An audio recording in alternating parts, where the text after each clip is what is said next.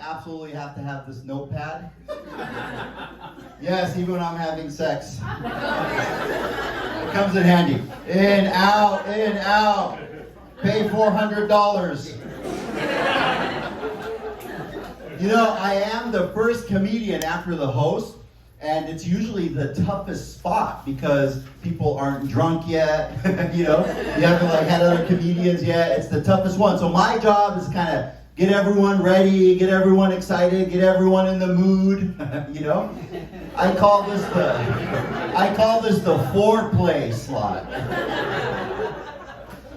The problem with the Foreplay slot is that all the guys hate my set. Like this guy here, he's looking at me like, hurry up, get to the main thing, hurry up, hurry up. I didn't pay for Foreplay. I don't either. Now this guy is nice and relaxed. You got a winner. We got a Foreplay guy here, I can tell. Like he's chilling out right now. And then, some surprise, we got a couple that's about to be married soon right here. So, I came ready with my marriage advice. First things first, I read a good quote about marriage, and that is, the worst year of marriage is the year that you happen to be in.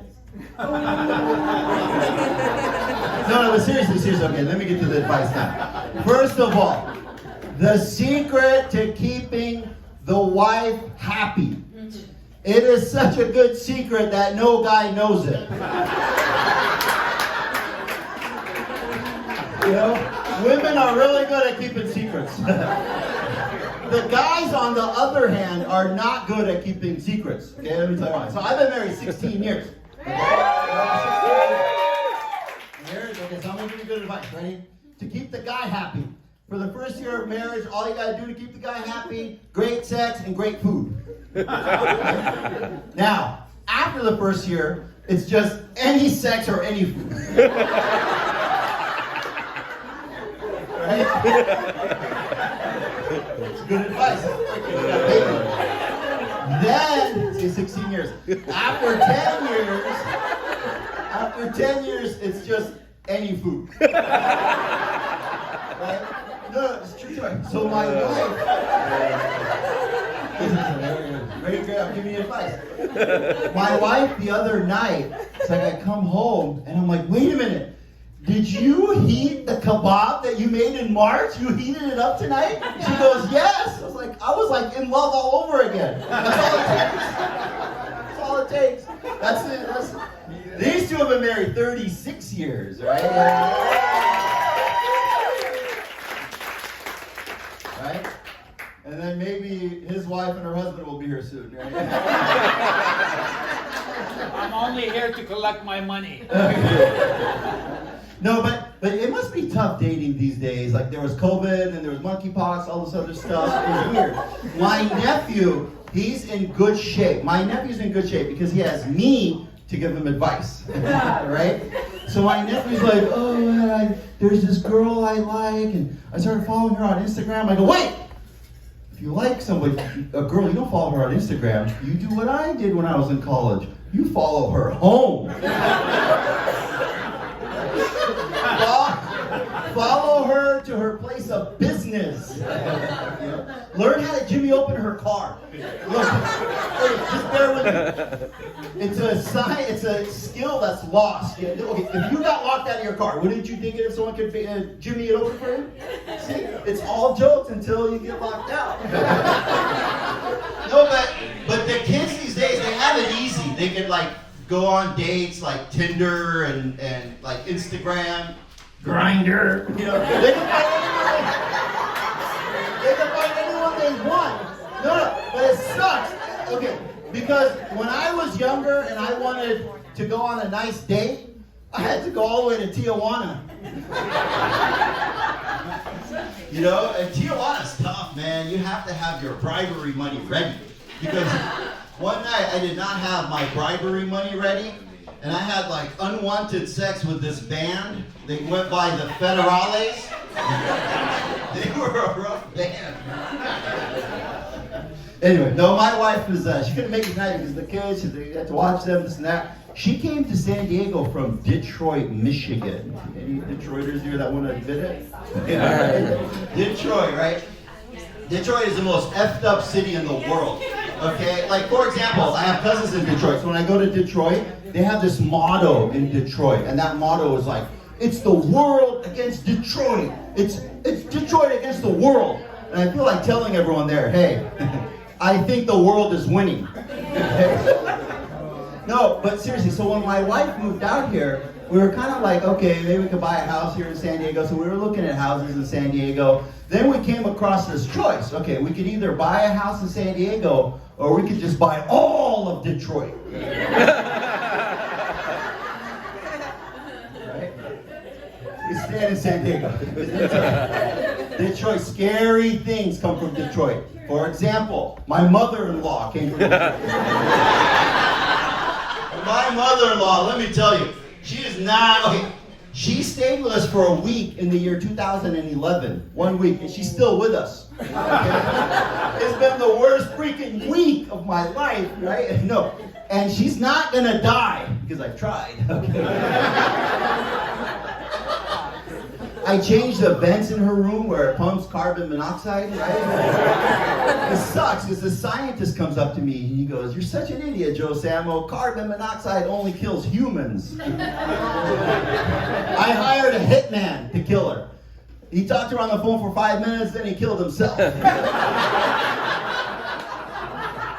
You know? Her own cardiologist comes up to me one day and he's like, "Oh, Joe Samo, you know, your mother-in-law, she's only got like 2 weeks to live."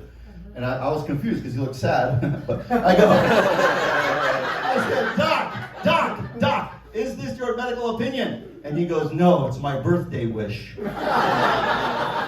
And she's evil. I was so angry, I made a voodoo doll of my mother-in-law, right? And every night I would like, stab it, right? And it sucks, and then I hurt my wrist. Nothing is going right when it comes to her. And I'm freaking broke, man. Being married is like, I'm broke here in San Diego. Everything's expensive, dude. Like gas went up again, right? First of all, Biden sucks, okay, about this gas. This sucks. It's like every time like gas, when it goes down like 1 or 2 cents, like Joe Biden comes out like, he talks like he freed the slaves, right? That's the world, you know? Then the next day, gas goes up by $10,000. He goes to the old folks' home. No, but I am broke. And then we have cats, right? We have these 2 stupid cats, right? And then one time, one of them was like sick, and I'm like, awesome, right? He was sick, right? So what do? We took him to, I know. We took him to the vet, right? The vet comes out, and she comes out, and she's like, "Mr. Samo?" And anytime someone, when she said Mr. Samo, it's always a bad sign. Unless I'm in TJ, you know. It is a little kinky, and that's cool. It's like, depends on the thing, right? Anyway, okay. The cat was sick. Okay, she's like, the problem with the cat is that he swallowed a paper clip. And to get it out, we have to surgically remove the paper clip. And I'm like, oh my God, how much is that going to cost? She said, $5,000, right? And I said, listen, Doc, I really don't care about the paper clip that much. I got a lot of freaking paper clips at home, okay? What the hell is this cat doing, right? What is it, like, back to school? The cat I couldn't freaking believe it. And another reason why I'm broke, this guy, like, this minister or something, he lives right by us, he came by one day, he's like talking about, "Oh, Joe Samo, you know, like, for $20 a month, I donate to this charity. Like, I support a whole family of 9 in Uganda for just $20 a month." Right? And I'm like, all right. And I knew it. "Why don't you do it?" He tells me. I'm like, shit, broke. He's like, "I'm sure there's some sort of subscription or something you could cancel as $20. And I'm like, "Well, I got a Pornhub subscription for $20.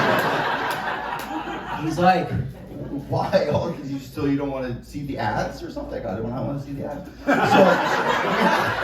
So I paid the $20 a month, right? He's like, for $20 a month, you could save this family of 9 in Uganda. So let me tell you something. Do you understand how how guilty I feel every time I see like Pornhub because I'm not supporting instead of supporting this family of 9 in Uganda. It makes me feel guilty. But no, it's a serious thing. This ads, like it really sucks. Like, no, I'll tell you, this is a true story, and I'm like traumatized. One time, I was watching this video. It was like 2 girls going at it. I'm not gonna say any more details than that, but it was good, right? And then like right when they were getting like to the freaking like heavy stuff, right? It stops, and a stupid ad came on for Geico Insurance, right? I was like traumatized. It was the worst experience, right? To this day, when I see a Geico Insurance commercial, I'm like, everyone else is laughing because it's funny. I'm like, because they fucked up that video, those 2 girls. Really messed up, man. Somebody said something about El Cajon, or El Cajon is an effed up place. I actually used to live there, and I worked there, and I had this one case, right? There was this, I was doing divorce law for a little while, right?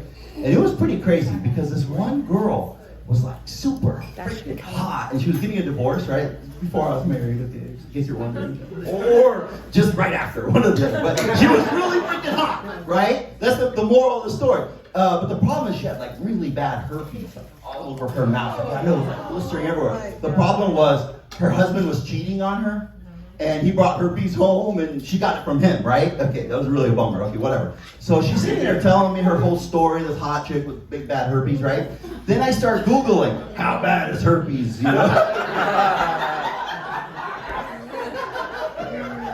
I'm just gonna cut to the chase. It was really bad. It was really bad. But I took antibiotics. Now I'm fine. Hey, that was my time. Thank you so much, folks.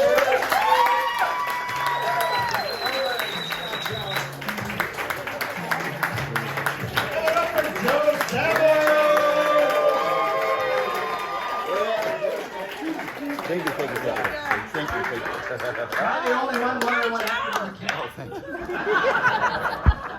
And let your neighbor know that there's a family of 1 man and 4 cats down in Michigan.